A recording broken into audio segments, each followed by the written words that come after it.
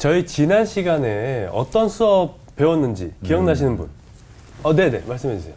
네, 모세가 시내산에 가 있는 동안 백성들이 금송아지를 만들었습니다. 맞아요. 네. 그로 인해서 하나님은 물론 모세까지 분노했잖아요. 맞아요. 그 금송아지를 가루를 내가지고 백성들 쫙 마시게 했던 거 기억나시죠? 네. 기억납니다. 그 금송아지 사건 하나님이 막 분노하셨는데 어떻게 또 전개될지 네. 마무리될지 오늘 수업 시간 기대돼요. 나올 거예요. 네. 어떻게 될까? 어떻게 너무 될까? 궁금하다. 혼나야지 뭐. 혼나야 돼. 안녕하세요. 안녕하세요. 네, 잘 지냈죠? 네. 네, 금송아지 얘기를 나누고 있었던 걸로 알고 있습니다. 네. 여러분 집집마다 금송아지 하나씩 있죠? 갖고 싶습니다. 갖고 싶어요. 금송아지가 말썽이에요. 네. 금송아지가 말썽꾸러기예요. 말썽꾸러기죠. 공유신 갖고 싶다고. 저는 이제 그런 의미는 아니고. 녹여서. 녹여서 이렇게. 좋은 곳에 사용하려고. 그렇죠. 근데 이제 우리가 실제로 이제 금송아지들은 가지고 있지 않은데 네. 금송아지에 해당되는 것들은 있어요, 우리에게. 어떤 것들일까요? 물질적인 부분. 저금 통장, 땅 문서 네. 이런 것들이 내 삶을 든든하게 보장해 줄 거라고 생각을 하는 거죠. 저금통에 돈이 있으면 안 된다는 얘기 아니고요. 네. 그것이 내 삶을 보장해 줄 거라고 하는 생각에 내가 확고하게 사로잡혀 있는 순간 나는 하나님으로부터 멀어질 수밖에 없다. 네. 그런 얘기인 거죠. 오늘 수업 출애굽기 34강 처벌과 새로운 출발.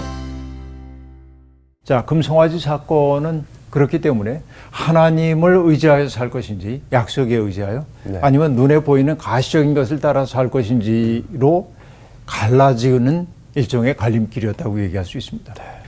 그 이후에 벌어졌던 사건 오늘 우리가 살펴봐야 할 텐데 먼저 출애굽기 32장 21절부터 정훈 학생이 읽어주세요.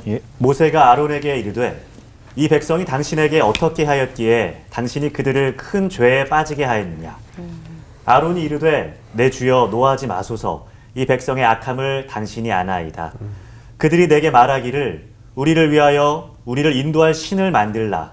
이 모세 곧 우리를 애굽 땅에서 인도하여 낸 사람은 어찌 되었는지 알 수 없노라 하기에 내가 그들에게 이르기를 금이 있는 자는 빼내라 한즉 그들이 그것을 내게로 가져왔기로 내가 불에 던졌더니 이 송아지가 나왔나이다. 모세가 본즉 백성이 방자하니 이는 아론이 그들을 방자하게 하여 원수에게 조롱거리가 되게 하였습니다. 이에 모세가 진 문에 서서 이르되 누구든지 여호와의 편에 있는 자는 내게로 나아오라 하매 레위 자손이 다 모여 그에게로 가는지라. 모세가 그들에게 이르되 이스라엘의 하나님 여호와께서 이렇게 말씀하시기를 너희는 각각 허리에 칼을 차고 진 이문에서 저문까지 왕래하며 각 사람이 그 형제를 각 사람이 자기의 친구를 각 사람이 자기의 이웃을 죽이라 하셨느니라. 자, 모세가 형인 아론에게 아주 준엄하게 꾸짖습니다. 당신이 이 백성에게 어떻게 하였기 때문에 당신이 그들을 큰 죄에 빠지게 했습니까? 자, 위임은 책임을 동반한다는 얘기를 했었죠. 네. 모세가 그 자리를 벗어나면서 아론에게 백성들을 맡깁니다. 그들을 잘 인도해 달라는 거예요. 네. 그런데 아론은 잘 인도하지 못했어요. 그러니까 위임된 책임을 다 감당하지 못했습니다. 그렇기 때문에 위임해 주었던 모세가 위임을 받았던 아론을 책망하고 있는 것입니다. 여기에서는 뭐 형이냐 동생이냐가 중요하지 않죠. 네. 그러니까 그 당신의 죄다. 백성들이 이렇게 된 것은 당신의 죄 때문이 아닙니까? 결국은 당신의 리더십을 발휘하지 못했기 때문에 백성들이 큰 죄에 빠졌습니다. 라고 얘기를 하고 있습니다. 그렇게 되면 아론이 즉각 깨닫고 이게 내 죄다 하고 하면 좋을 텐데 인간은 언제나 변명합니다. 우리가 하와의 후예이기 때문에 아담의 후예이기 때문에 그렇습니다. 아담에게 하나님이 너 왜 그 금지된 일을 했냐 하고 물었을 때 내 탓이로다 하고 얘기했더라면 좋았을 텐데 당신이 내게 주어 함께 살라는 여자가 주무로 먹었나이다 이렇게 변명을 하잖아요. 똑같은 얘기입니다. 아론도 얘기합니다. 내게 노하지 말아 주십시오. 나는 어쩔 수 없었습니다. 왜냐하면 이 백성의 악함을 당신이 압니다. 라고 말합니다. 이 백성이 악하다고 규정을 하고 있습니다. 자, 악함. 이 백성이 악하다 하고 얘기합니다. 예. 여기 이 악하다라고 한다는 라라고 얘기를 하고 있는데 이것은 뭔가 선을 행할 능력이 없는 것을 뜻하기도 하고 의도가 왜곡되어 있는 것을 뜻하기도 하고 그런 것들이 악하다고 얘기를 하겠는데 사실은 악이라고 하는 것은 말장난에 지나지 않을지도 모르지만 약함에서 나와요.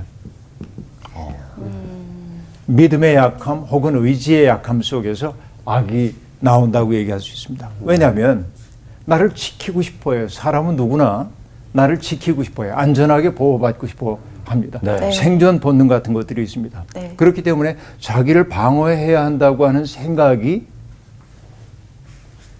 악으로 나타날 때가 아주 많이 있는 것이죠. 이 약함과 악함이라고 하는 것은 연동되어 있다라고 하는 얘기입니다. 그래서 내 속에 든든함이 있으면은 네. 내 속에 든든함이 있는 사람일수록 악에 빠지지 않을 가능성이 있습니다. 근데 악에 빠지는 사람들의 경우에는 자기 속에 연약한 부분들이 있기 때문에 악에 빠지기도 하는데 이 백성이 악함을 당신이 아십니다 하고 얘기를 하고 있죠. 예. 이때 악함이라고 하는 것은 약함이라고도 내게는 그렇게 보인다 하는 얘기입니다.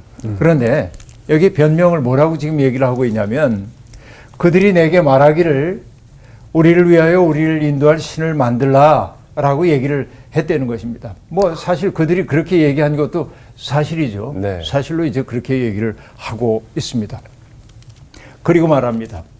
이 모세 23절에 보면 기가 막힌 얘기가 나옵니다. 모세는 출애굽 공동체를 이끌고 있었던 위대한 지도자입니다. 그들에게 비전을 심어주었고 하나님의 뜻을 알려주던 그런 리더입니다. 그런데 백성들의 어법이 달라져요.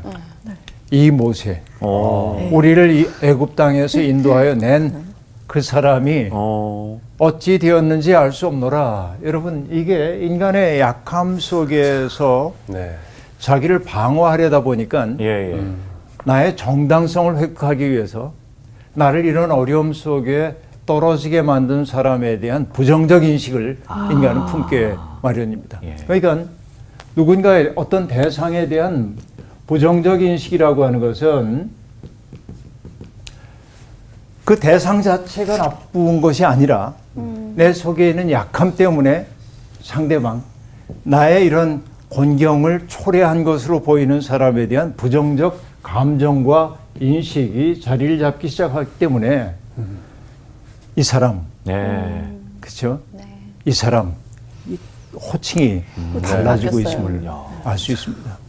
나중에 여러분 사무엘 상하 이런 데 보더라도 이 사울이 다윗을 호칭하는 내용들이 점점 달라집니다. 초기에는 선의를 가지고 대하다가 나중에 점점 그에 대한 호칭이 거칠게 변해가는 것을 우리가 알 수 있는데 그래서 어떤 호칭의 변화가 어떤 사람을 어떻게 지칭하느냐의 변화가 그 관계의 달라짐을 보여준 경우가 있는데 네. 여기에서 그 얘기하는 건 이 모세 우리를 애굽 땅에서 인도하여 낸 그 사람 어떻게 되었는지 알 수 없다 이렇게 얘기하고 있습니다. 그래서 내가 그들에게 금이 있는 자는 빼내라 하자 그들이 그걸 가져와서 그걸 불에 던졌더니 이 송아지가 나왔습니다. 하고 얘기를 하고 있습니다. 그렇죠? 그걸 녹여가지고 송아지를 만들었다는 것을 이걸 녹여서 거푸집에 부어가지고 송아지를 만들었습니다 하지 않고 네. 마치 집어넣었더니 송아지가 나온 것처럼 표현을 하고 있단 말이죠. 뭐냐면 나를 지키고 싶은 마음이 두리뭉술이하게 지금 얘기를 하고 있음을 알 수 있습니다. 어떻게 보면 깨끗하게 잘못을 시인하지 않고 변명이 길어질수록 누추해지지요. 맞아요. 이게 우리 많이 경험하는 것입니다. 모세도 기가 막혔을 겁니다. 그런데 25절로 넘어가면서 이런 이야기가 등장합니다. 모세가 번즉 네. 백성이 방자하니 자 여기 방자하다라고 말하고 있는데 어떤 영어 성경은 이걸 뭐라고 번역을 했냐면 running wild 그래서 거칠게 날뛰다. 네, 와일드해진 거야 사람들이. 네. 이런 얘기, 부정적 인식하는 거. 와일드, 거칠어졌어요. 예. 이게 거칠어진 마음 속에 마음은 좁아진 마음입니다. 네. 누군가를 품을 수 없는 마음입니다. 항상 누군가와 대거리를 하고 맞부딪히고 나를 지키기 위한 두려움 같은 것들이죠. 이게 거칠어졌어요. 그래서 여러분 디모데서에 보면은 말세의 징조가 등장하고 있는데 말세 때가 되면 사람들이 뭐 돈을 사랑하고 쾌락을 사랑하고 부모 공경하지 않고 뭐 이런 이야기 절제하지 않고 무정하고 이 얘기 쭉 해요. 네. 그러다가 내 마음속에 탁 와닿는 게 뭐냐면 사납고 이렇게 말세의 징조 사람들이 사나워. 그러니까 자기를 지키고자 하는 그 마음 때문에 사나워지는 거예요. 거듭거듭 얘기하지만은 사나운 사람들을 보면은 가장 정당한 사람들이 아니고 두려움이 가장 큰 사람들이 사나운데 백성들이 두려움 때문에 와일드해졌다, 방자해졌다. 그 속에 하나님의 마음이 머물 자리가 없는 거예요. 타자들을 품을 수 있는 품이 점점 적어지는 거예요. 와일드한 마음 속에는 타자를 위한 여백이 없기 때문에 그렇습니다. 그리고 또 뭐라고 얘기를 하냐면 그들로 백성이 방자하니 아론이 그들로 방자하게 하여 예. 라고 말하고 있는데 예. 이때 방자함을 영어 성경은 get out of control로 해서 어떤 얘기냐면 통제가 안 돼. 컨트롤할 수가 없게 만들어요. 그러니까 거칠어져 가지고 더 이상 어떤 권위 앞에 순복하지 않는 무절제한 상황 속에 그들이 빠지게 되었다라고 얘기를 하고 있습니다. 그런데 모세가 하고 있는 얘기는 어떤 얘기입니까? 그 백성들이 와일드하고 무절제한 그 책임이 아론에게 있다. 그렇죠. 아론이 제대로 권위를 행사하지 못했기 때문에 그렇다고 얘기하고 있습니다. 그 때문에 결국 원수의 조롱거리가 되게 했다하고 얘기하고 있습니다. 그런데 모세도 인간인지라 차마 동고동락해온 친형을 단죄하지는 못합니다. 네. 그렇죠? 네. 가깝기 때문에. 그래서 여러분 유교에서도 유교의 윤리 가운데 굉장히 중요한 윤리는 뭐냐면 친친인데 친친. 친친. 그 뭐냐? 가까운 사람을 친밀하게 대하는 거예요. 아버지와 자식 간의 관계에서 아버지가 잘못한 것을 가서 고발해야 하는지 아버지니까 덮어줘야 하는지 유교의 윤리는 친친의 윤리란 말이죠. 가까운 사람을 더 가깝게 여기는 거예요. 여기 지금 모세도 그런 모습을 보이고 있어요. 아론을 바로 단죄하지 못하고 그렇죠? 그리고 외면하는 거예요. 이렇게. 아이, 형이니까 참아내가 어떻게 할 수는 없지만 그러나 이 방자해진 거칠어진 무절제한 이 상황을 그냥 놔두면 예. 걷잡을 수 없게 돼. 공동체 전체가 무너지게 돼 있어요. 이 상황 속에서. 그래서 모세가 외칩니다. 진문에 서서 누구든지 여호와의 편에 있는 자는 내게로 나오라. 자, 정말 여호와의 뜻대로 살고자 하는 사람은 내게 나와라. 그러자 모세의 명령이 작동되어서 반응한 사람들이 레위 사람들, 레위 지파 사람들이 그 앞으로 나옵니다. 그러자 모세가 그들에게 이릅니다. 하나님이 말씀하신다. 허리에 칼을 차고 진 이문에서 저문까지 왕래하며 각 사람이 그 형제를, 각 사람이 자기의 친구를, 각 사람이 자기의 이웃을 죽이라 하셨느니라. 자, 뭐 무작정 죽이는 게 아니라 네. 와일드해지고 무절제해진 사람들, 그 사람들을 지금 지도급에 있는 사람들을 치라고 얘기한 거겠죠. 그냥 칼 들고 아무나 죽이라는 얘기가 아니고 이런 일을 주도적으로 감당했던 사람들을 죽이라고 얘기합니다. 출애굽 역사 속에서 가장 참혹한 일이 지금 벌어지고 있습니다. 그동안은 아말렉과의 전투도 있었지만은 이렇게 동족을 죽여야 하는 일은 벌어지지 않았습니다. 그러니까 이런 폭력, 일종의 폭력인데 이 폭력이 정당화될 수 있겠는가? 정말 누군가가 죄를 저질렀다고 해가지고 이렇게 죽이는 게 하나님의 뜻일까? 이 질문 앞에 우리들이 서 있습니다. 오늘의 윤리로 보자고 한다면 상상할 수 없는 일입니다. 네. 이런 것들이. 그렇죠? 네. 근데 납득하기 어려운 폭력입니다만은 여러분 인류의 역사를 보면 종교학이나 또 인류학이나 이런 것들을 보면 지금처럼 법 질서가 확립되어 있지 않았던 고대 세계에서는 이런 한 집단 속에 있는 폭력의 열정이 가득 차 있을 때 이 폭력의 열정을 제거하기 위해서 뭔가 기원적 폭력을 행하는 일이 다반사로 있었다. 자, 이걸 기원적 폭력이라고 얘기하는데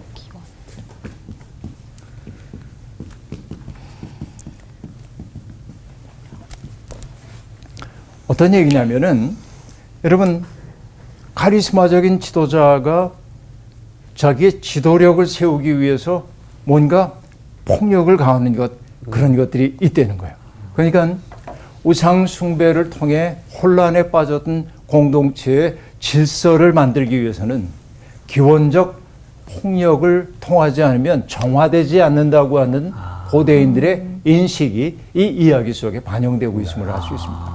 그러니까 오늘의 관점에서 다 죽여야 돼. 이렇게 얘기하면 이건 안 돼요. 오늘의 윤리로는. 네. 근데 고대 세계 사람들은 한 공동체가 위기에 처했을 때 그 공동체의 질서를 되찾기 위해서는 정화를 위한 폭력이 이루어져야 한다고 믿었던 거고 예. 그거를 기원적 폭력이라고 얘기했고 그게 오늘 모세가 그 레위 사람들을 시켜서 그 동족들을 죽이게 만든 것은 바로 그런 것이에요. 자, 이 일이 다 맞춰진 다음에 몇 명이나 죽임을 당했냐면 무려 3,000명이나 죽임을 당했다고 얘기를 합니다. 근데 이제 우리가 이걸 이제 역사적 기록으로 하나, 둘, 셋, 넷 쉬어서 3,000명일 수도 있고 그렇지 않을 수도 있죠. 그렇지 않을 수도 있습니다. 과장된 숫자일 수도 있습니다. 네. 그러나 어쨌든 읽는 사람들에게는 충격적으로 다가옵니다. 와, 그렇죠? 예. 이렇게 말해요. 모세가 각 사람이 자기 아들과 자기 형제를 쳤으니 심지어는 자기 아들도 형제도 쳤다는 겁니다. 예. 그래서 오늘 여호와께 헌신하게 되었느니라. 그래서 레위 사람들이 복을 받게 되었다고 얘기를 하고 있습니다. 그 다음 대목 볼까요? 30절부터 35절 나오시. 이튿날 모세가 백성에게 이르되 너희가 큰 죄를 범하였도다. 내가 이제 여호와께로 올라가노니 혹 너희를 위하여 속죄가 될까 하노라 하고 모세가 여호와께로 다시 나아가 여짜오되 슬프도소이다. 이 백성이 자기들을 위하여 금신을 만들었사오니 큰 죄를 범하였나이다. 그러나 이제 그들의 죄를 사하시옵소서. 그렇지 아니하시오면 원하건대 주께서 기록하신 책에서 내 이름을 지워버려 주옵소서. 여호와께서 모세에게 이르시되 누구든지 내게 범죄하면 내가 내 책에서 그를 지워버리리라. 이제 가서 내가 내게 말한 곳으로 백성을 인도하라. 내 사자가 내 앞서 가리라. 그러나 내가 보응할 날에는 그들의 죄를 보응하리라. 여호와께서 백성을 치시니 이는 그들이 아론이 만든 바 그 송아지를 만들었음이더라. 네, 네. 이런 비극적인 사건이 벌어진 다음 날 모세가 백성에게 나가서 그 제의적 폭력, 정화의 폭력이 일어났고 와일드해졌던 사람들이 주춤해졌죠. 무질서했던 사람들이 이제는 조용해졌습니다. 그때 모세가 선언적으로 얘기합니다. 너희가 큰 죄를 저질렀다. 그렇죠? 금송아지 만들었던 그 사건입니다. 우리를 인도한 신을 만들어 달라면서 했던 그 일이 큰 죄라고 얘기했고 내가 이제 여호와께 올라가노니 너희를 위하여 혹시 주님이 용서해 주실지도 모른다. 그대들의 죄를 죄에는 벌이 따르게 마련인데 그 죄에 대한 벌을 내리지 말아달라고 하나님 앞에 내가 이제 올라가려고 한다라고 얘기하고 모세가 여호와 앞에 나가서 말합니다. 슬프도소이다. 이 백성이 자기들을 위하여 금신을 만들어 싸우니 큰 죄를 범하였나이다 라고 얘기합니다. 자, 백성들을 대신하여 참회하고 중보하고 있음을 알 수 있습니다. 자기들을 위하여 금신을 만들었던 이것이 큰 죄라고 하는 사실을 하나님 앞에 고백하고 있습니다. 그런데 고백 이후에 모세가 말합니다. 그러나 이제 그들의 죄를 사하시옵소서. 만약에 사하실 생각이 없다고 한다면 주님께서 기록하신 책에서 내 이름을 지워주십시오. 이게 이제 그 참다운 지도자의 모습이라고 볼 수 있습니다. 자, 모세는 하나님 앞에 섰을 때 백성들의 죄가 자기에게 책임이 있다고 생각합니다. 예, 예. 그렇죠? 네. 아까 얘기를 했어요. 아론. 아론에게 위임해 주었을 때 그 책임이 아론에게 있었는데 아론은 회피했습니다. 예. 네. 그런데 자기의 부재 상황 속에서 벌어진 불쾌한 상황이지만은 모세는 저놈들이 나빠요라고 얘기 안 해요. 이 모든 죄가 이 허물이 내게 있으니 내가 책임을 다 지겠습니다. 그 백성을 만약에 용서하실 생각이 없다고 한다면 저도 용서받을 수 없는 사람입니다. 차라리 저를 당신의 책에서 지워 주십시오라고 얘기합니다. 그는 백성과 자기를 구분할 수도 있지만은 구분하려고 하지 않습니다. 그들의 운명과 자기의 운명을 연동시키고 있습니다. 이게 리더의 모습이죠. 네. 이런 걸 뭐라고 얘기합니까? 책임적 주체. 책임을 지는 거예요. responsible. 책임을 질 줄 아는 사람이다 하는 얘기입니다. 그러니까 누군가가 강제하기 때문이 아니라 자기의 내적 동기에 따라서 그렇게 해요. 그러니까 모세가 리더라고 하는 사실은 어디에 있냐면 세상의 아픔, 그 백성들의 죄를 자기의 것으로 수납했다는 데 있습니다. 우리가 나중에 이사야서에 등장하는 고난받는 종의 노래도 보면 그가 찔림은 우리의 허물을 인하며 그렇죠? 네. 네. 이렇게 얘기합니다. 예수 그리스도가 온 세상의 죄를 당신의 것으로 받아들이심으로 우리가 나음을 입잖아요. 그러니까 인류 역사는 성서가 끊임없이 하고 있는 얘기는 뭐냐? 누군가의 잘못을 자기의 것으로 수납하고 그것 때문에 앓는 존재들을 통해서 세상이 구원의 길로 간다라고 하는 게 일관되게 흐르고 있음을 알 수 있습니다. 그러니까 모세가 이 아름다운 구원사의 전통 속에 있는 까닭이 바로 이런 데 있는 것이죠. 그냥 카리스마적인 리더십만 가지고 되는 게 아니에요. 누군가의 아픔과 그리고 죄까지도 자기의 책임으로 수납하는 이 능동성, 여기에서부터 그의 리더십이 발휘된다 한 얘기입니다. 하나님은 다른 이들의 책임까지 수납하려는 모세의 청을 거절하십니다. 그러면서 뭐라고 얘기하냐면 누구든지 내게 범죄하면 내가 내 책에서 그를 지워버리리라. 죄 지은 사람만 나는 벌한다. 이렇게 얘기합니다. 내가 그들의 죄까지 짊어질 거 없다라고 얘기합니다. 그러면서 하신 말씀이 내가 내게 말한 곳으로 백성을 인도하라. 내 사자가 내 앞서 가리라. 그러나 내가 보응하는 날에는 그들의 죄를 보응하리라 라고 얘기합니다. 자, 하나님은 그 백성에게 실망하셨지만 버리진 않으셨어요. 그래서 모세에게 내가 인도하라 라고 얘기합니다. 그들을 약속의 땅으로 인도하려는 거예요. 그런데 모세는 그것을 받아들일 수가 없습니다. 인도자는 내가 아니에요. 응? 그래서 하나님하고 또 다른 이야기를 하기 시작하는데 그 얘기가 33장에 등장하는데요. 33장 1절부터 6절까지를 읽어주세요. 네. 여호와께서 모세에게 이르시되 너는 내가 애굽 땅에서 인도하여 낸 백성과 함께 여기를 떠나서 내가 아브라함과 이삭과 야곱에게 맹세하여 내 자손에게 주기로 한 그 땅으로 올라가라. 내가 사자를 너보다 앞서 보내어 가나안 사람과 아모리 사람과 헷 사람과 브리스 사람과 히위 사람과 여부 사람을 쫓아내고 너희를 젖과 꿀이 흐르는 땅에 이르게 하려니와 나는 너희와 함께 올라가지 아니하리니 너희는 목이 곧은 백성인즉 내가 길에서 너희를 진멸할까 염려함이니라 하시니 백성이 이 준엄한 말씀을 듣고 슬퍼하여 한 사람도 자기의 몸을 단장하지 아니하니 여호와께서 모세에게 이르시기를 이스라엘 자손에게 이르라 너희는 목이 곧은 백성인즉 내가 한순간이라도 너희 가운데에 이르면 너희를 진멸하리니 너희는 장신구를 떼어내라 그리하면 내가 너희에게 어떻게 할 것인지 정하겠노라 하셨습니다. 이스라엘 자손이 호렙산에서부터 그들의 장신구를 떼어내니라. 네. 자, 이 일이 있은 다음에 하나님이 모세에게 말씀을 하십니다. 너는 내가 애굽 땅에서 인도해낸 백성과 함께 여기를 떠나서 내가 너희 조상들과 약속했던 그 땅으로 백성들을 인도하라라고 말합니다.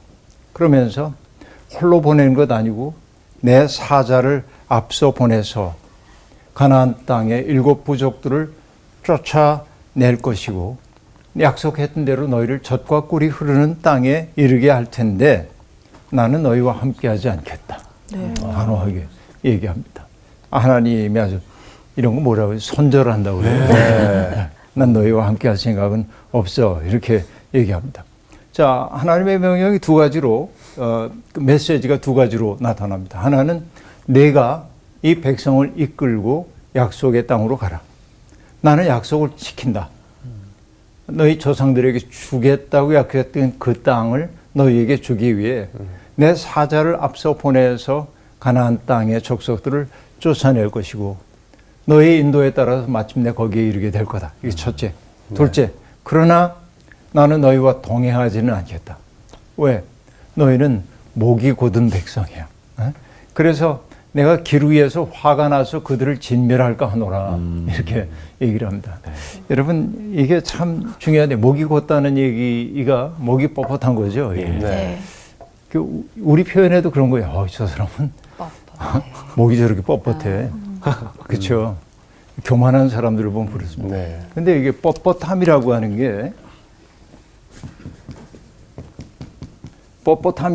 게 견강한 건데 딱딱하고 강한 건데 네.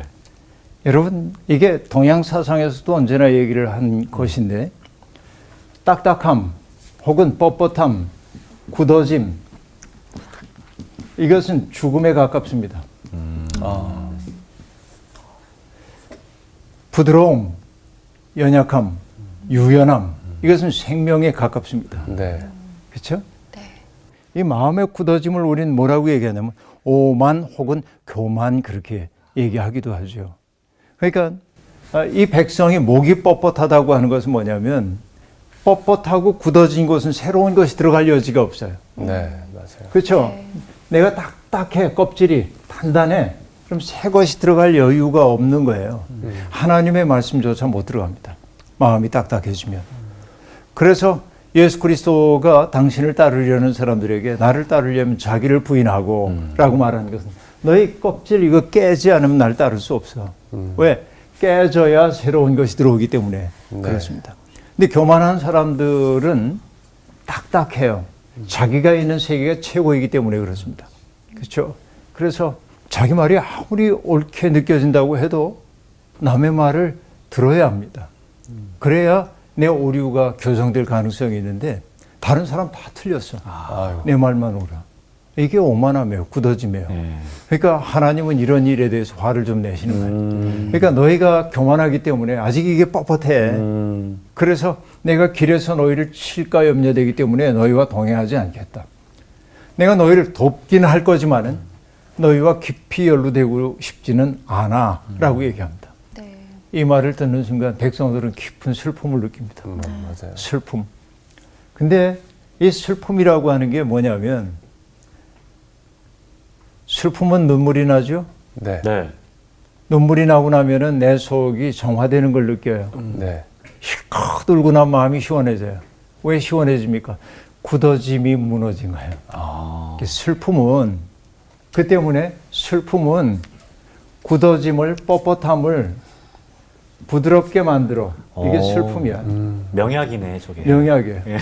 슬퍼하는 사람이 복이 있다고 하는 까닭이 그런 데 있는 거예요. 나의 슬픔뿐만 아니라 너의 슬픔을 바라보면서 그 슬픔 때문에 나도 마음 아파질 때 우리를 갈라놓고 있었던 장벽들이 무너지는 걸 경험해요. 그래서 여러분 정말 자기 속에 있는 부끄러움 때문에 흘리는 눈물 또 고통받는 타자들을 바라보면서 내 마음이 격동되어 가지고 흘리는 눈물 그런 눈물들은 우리로 하여금 가만히 있게 만들질 않죠. 네. 그를 위해 뭐라도 하고 싶은 마음이 들게 만들죠. 이런 것들이 슬픔이 하는 일입니다. 그런데 슬픔을 느낀 백성들은 한 사람도 자기의 몸을 단장하지 않았다. 그렇죠. 슬픈데도 내가 예쁘게 보여야지 이러고 단장할 수가 없어요. 맞아요. 슬픔은 그래서 비본래적인 것들을 다 제거해 준다라고 얘기하는 까닭이 거기에 있습니다. 하나님은 백성들에게 장신구를 떼어내라고 이르기도 하십니다. 자, 버려야 할 것을 버릴 때 삶이 맑아지는 거예요. 장신구를 떼어난다라고 하는 것은 옛삶으로부터 자기를 구별하기 시작했음을 뜻한다 하는 얘기입니다. 이렇게 이제 우리들이 받아들여야 합니다. 우리 몸과 마음 속에 있는 장신구들이 얼마나 많은지 모릅니다. 나를 남들에게 근사하게 포장하기 위해서 하고 있는 것들이 아주 많이 있죠. 가시적인 건 안 했는지 몰라도 목걸이도 없고 팔찌도 없고 그런데 내가 어느 학교 출신인데 그렇죠? 네. 이런 거 우리 집안이 뭐 과거에 내가 아는 사람이 가운데 누가 이런 것들이 전부 뭐냐면 장신구입니다. 그렇죠. 장신구들이 우린 참 많아요. 맞아요. 그러니까 외적으로 드러나 보이지 않는다고 해도 장신구가 없다 말할 수 없어요. 소박하게 입었는데도 아주 장신구가 많은 사람들이 있습니다. 가시적인 게 아니라 불가시적인 것들. 눈에 보이지 않지만 태도로서 사람들을 뭔가 압도하려고 하는 사람들이 있단 말이죠. 근데 그런 것들을 버려야 돼.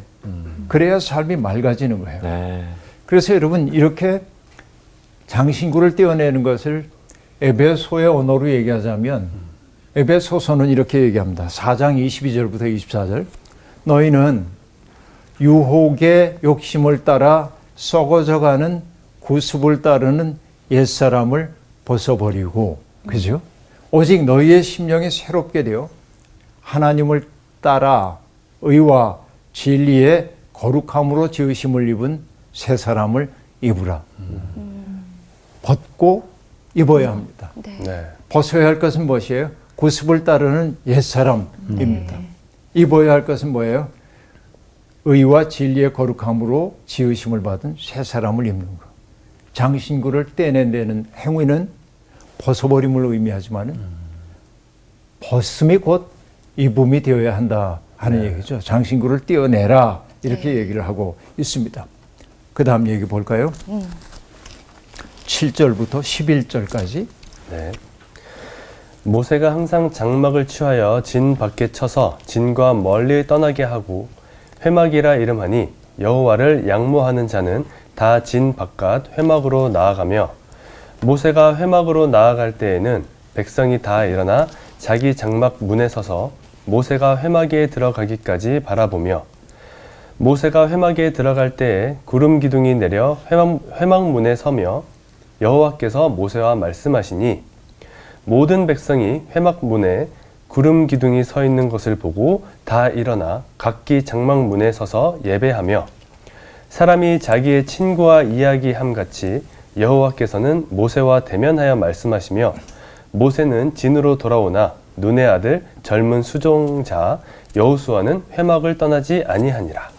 네, 여기 보면은 이제 그 금송아지 사건 이후에 뒤처리 문제가 쭉 얘기되고 있었는데 네. 어떻게 보면 그것과 특별한 관계가 없는 것 같은 이야기가 슬그머니 네. 끼어들고 있음을 알 수 있습니다. 이야기의 흐름이 단절되고 있는 것인데 어떻게 보면 이야기의 흐름이 단절된 것은 사실입니다. 그러나 그 흐름의 깊은 밑바닥에서 보면은 이야기의 흐름이 잘 진행되고 있음을 알 수 있습니다. 어떤 얘기냐면 네. 여기에 등장하는 회막 이야기는 백성과 하나님 사이에 서서 중보하고 있는 모세의 권위에 대한 이야기를 들려주고 있습니다. 자, 모세는요, 진 밖에 장막을 치고 그것을 회막이라 이르렀습니다. 네. 자, 진이 있잖아요. 네. 네. 이스라엘 12지파의 진들이 쭉 이제 이렇게 있는데 12지파 진이 있는데 모세가 지금 이 진 밖에 장막을 하나 칩니다. 진 안이 아닙니다. 예. 바깥에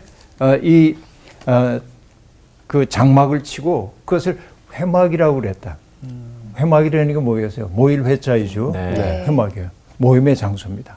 미팅 플레이스입니다. 네. 하나님과 만나는 장소라고 얘기했습니다.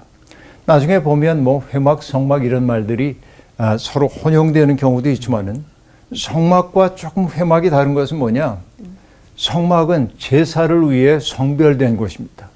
나중에 레위 지파 제사장들에 의해 예배를 드릴 때 사용됐던 것들이 성막이라고 볼 수 있겠고, 그러니까 성막은 진 안쪽에 치는 것인데 회막은 진 바깥에 치는 것이고요. 네. 그러니까 회막을 돌보는 것은, 성막을 돌보는 것은 레위 사람들이지만 네. 회막을 지금 지키고 있는 사람이 누구라고 했냐면 논의 아들 여호수아라고 얘기하고 있습니다. 그러니까 회막과 성막의 차이를 우리가 조금 알 수 있겠는데, 네. 그것은 하나님과 백성 사이의 만남의 장소이고요. 백성들은 모세가 회막으로 나아가서 하나님의 현존 앞으로 나아갈 때, 이전에 모세는 하나님을 만나기 위해 신의 산으로 올라갔잖아요. 네. 백성들의 눈에 가리워져 있었습니다. 그런데 지금은 뭐예요? 회막을 쳐놓고 하나님이 거기에 임재해 계시고 예. 모세가 가서 하나님을 대면하는 것을 사람들이 볼 수 있네요. 보기 시작하는 거예요. 예. 장막문에 서서 네. 바라보는 거예요. 그리고 하나님의 임재의 상징이 뭐냐? 구름 기둥입니다. 네. 구름 기둥이 회막에 임하면 백성들은 그 거룩한 현존 앞에 엎드릴 수밖에 없는 거예요. 그렇죠? 네. 하나님이 우리 가운데 지금 임해 계시다. 그래서 그들은 각자의 장막문에 서서 예배를 드렸다라고 말합니다. 자, 금송아지 앞에서 먹고 마시고 춤추던 모습과 각자의 장막 앞에서 그 거룩한 하나님의 임재를 바라보면서 예배드리고 있는 차분한 이 모습이 네. 아주 대조가 되고 있음을 볼 수 있습니다. 네. 뭔가 정화가 일어났음을 이 구절이 슬그머니 보여주고 있는 것입니다. 자, 그런데 하나님의 현존 앞으로 나갈 수 있는 것은 모세뿐입니다. 누구도 그 앞으로 나갈 수가 없습니다. 이게 모세의 카리스마를 나타낸 것이기도 하죠. 그러나 모세라고 해서 아무 데나 그 앞으로 갈 수 있는 것은 아닙니다. 네. 하나님이 부를 때나 그 앞에 설 수 있었습니다. 이게 뭘 뜻합니까? 거룩함이라고 하는 것은 인간이 함부로 다뤄도 되는 게 아니다 라고 하는 얘기입니다. 여러분, 나중에 다윗이 그 법궤를 다윗성으로 옮기려고 하는데 예. 달구지에 이렇게 싣고 가는데 우사의 타작마당에 이르렀을 때, 그때 이 소가 날뛰어가지고서는 법궤가 떨어지려고 합니다. 그래서 손을 대잖아요. 떨어지지 않게. 네. 근데 결국 그것 때문에 거룩하며 손을 대기 때문에 우사가 죽잖아요. 그 장소를 베레스 우사라고 얘기하는데, 하나님은 이 모세에게 납치당할 생각이 없었어요. 자기를 치장하기 위해 당신을 모시고 가려는 그 마음의 동기 때문에. 그래서 하나님은 난 너희하고 동행 안 할 거야 하고 떨어지려고 그랬는데 막았기 때문에 우사가 죽었다. 이 거룩하면 손대면 안 돼. 그런 얘기인데요. 그러니까 거룩함은 인간이 임의로 다룰 수 없는 것이라고 얘기할 수 있습니다. 그러나 하나님은 당신의 현존 앞으로 모세를 부르시고, 그리고 마치 친구와 이야기함과 같이 모세와 대면하여 말씀하십니다. 네. 모세와 대면했대요. 얼굴을 마주 본다는 것은 깊은 친밀함을 암시하는 말입니다. 마주보면 사랑을 뜻합니다. 사랑이 무너지면 등을 돌리게 됩니다. 얼굴을 마주보지 않죠. 그래서 어떤 분은 얘기합니다. 사랑은 사람들을 끌어당겨요. 맞죠? 끌어당겨요. attraction입니다. 끌어당겨요. 그런데 죄라고 하는 것은 뭐예요? 소외시키는 힘이야. 밀어내요. 그러니까 하나님이 지금 모세를 불러서 얼굴과 얼굴을 대면하신다고 하는 것은 하나님과 모세 사이에 친밀함이 있음을 보여주고 있는 대목입니다. 그리고 그 얘기는 동시에 어떤 얘기입니까? 모세의 중보 기도가 응답될 것임을 은근히 암시하고 있습니다. 그렇죠? 그리고 여러분, 우리가 알다시피 여기에서 또 한 번 한 사람이 등장했는데 예. 그 사람이 여호수아. 여호수아였고, 여호수아는 물론 아말렉과의 전쟁 이야기에 이미 등장한 바가 있지만 그게 숨겨져 있던 사람인데 또다시 등장함으로써 여호수아가 모세의 후계자 수업을 받고 있었음을 넌지시 보여주고 있습니다. 오늘 강의 여기까지 할게요. 고맙습니다. 감사합니다. 목이 고든 백성 얘기 나왔을 때 네. 예, 그 굳어짐에 죽음이 가까운 느낌을 받아서 네, 네. 아 이게 또 이 백성들이 정말 그 죽음에 가까이 있으니까 너네 두고 봐 하는 그 경고를 네. 하시는 것 같아서 예. 좀 떨렸어요. 맞아요. 그래서 목이 메었잖아요. 네, 맞아. 목이 메었어요 아까. 저는 저 슬픔 네. 사실 뭐 나 살기 바쁘니까 다른 사람의 아픔 슬픔 이런 거 그냥 굳이 그냥 외면하고 네, 넘어가기도 넘어가고 하고. 그랬었는데 사실 저 슬픔이 나의 뻣뻣함 굳어짐을 식혀주는 명약이 될 수 있고 나를 맞아요. 죽음이 아닌 생명으로 이끄는 게 오히려 슬픔이다. 네. 맞아요. 누군가의 아픔 이런 걸 좀 이렇게 잘 같이 느낄 수 있는 감수성을 좀 키워야겠다 이런 마음이 좀 들었어요. 네, 맞아요. 그 모세가 백성을 위해서 중보했던 그 마음, 아. 그 마음을 갖고 중보를 해야겠다. 또 우리 모세의 마음을 갖고 그니까 책임감을 책임감 갖고 있게 아, 리더십 좋습니다. 가지고 네, 네. 선하게, 강하게 네. 살아볼까요? 좋습니다. 네. 예. 네. 일단 좀 한번 울고 가실게요. 아, 네, 그러니까. 슬픔으로 우리의 딱딱함을 없애자.